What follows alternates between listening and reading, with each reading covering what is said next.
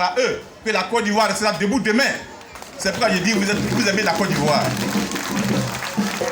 Vous avez compris que demain, la Côte d'Ivoire de demain, c'est ceux-là. Les enseignants de demain, les médecins, les ingénieurs, les députés, comme Mme Jacqueline qui est ici, les sénateurs, les maires, les ministres, les présidents de la République même, ça ci. C'est parmi ceux-là. Viens ici, petit. Vous l'aurez compris, à Congo-Décro, village situé à quelques 3 km du corridor sud de Bouaké, la priorité est accordée à l'éducation des enfants. Le jeudi 11 novembre 2021, l'école primaire du village a bénéficié de l'ouverture de 3 salles de classe dédiées à la petite enfance et d'une quinzaine de latrines ultramodernes pour le confort des enseignants et écoliers. Ouvert en symbiose avec le lancement de l'opération Grand Ménage, le président de la mutuelle de développement économique et social de Congo-Décro, Atiakwasi Sébastien, a voulu faire un point d'honneur à la propriété qui, selon le délégué régional de la vallée du Bandama de l'Agence nationale de gestion des déchets, est primordial pour l'éducation et le développement. Autour des bâtiments, il faut qu'il y ait le désherbage. Au niveau des classes, il faut qu'il y ait le balayage. Dans la cour de l'école, il faut qu'il y ait du balayage. Et c'est toutes ces actions-là que dans l'ensemble, on parlera de propreté. Pour nous, c'est une très bonne, une belle initiative.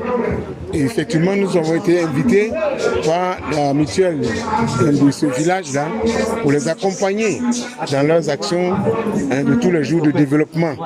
Et aujourd'hui, personne ne peut parler de développement sans salubrité. Nous, aujourd'hui, nous sommes à côté de cette mutuelle pour l'encourager, la guider.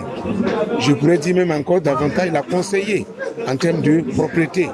Comment faire pour que nos enfants puissent venir à l'école et cette école, une école vraiment très propre.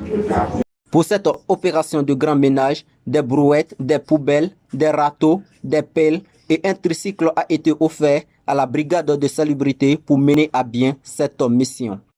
Représentant la ministre Mariatou Kone, l'inspectrice de l'inspection primaire Bouaké Ngatakro a exhorté les parents à être des plus et non des moindres dans l'encadrement scolaire des enfants. Chers parents, je dois pouvoir compter sur vous pour assurer le suivi de l'encadrement de nos enfants.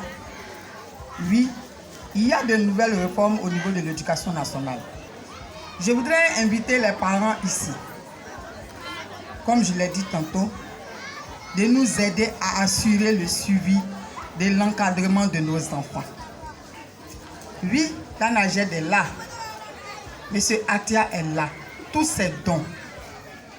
Un esprit sain dans un corps sain, mais aussi dans un environnement sain. Mais tout ce don, il faut que les parents nous aident à encadrer les enfants. Les enseignants font pour eux la journée, mais les parents sont invités à faire pour eux dans la nuit.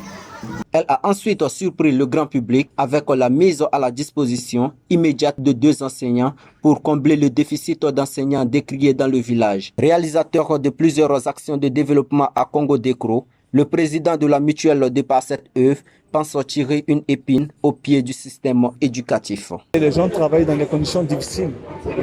Et nous qui sommes les cadres de Bouaké, les cadres de Congo surtout, il nous appartient d'aider nos enseignants qui sont affectés dans nos villages.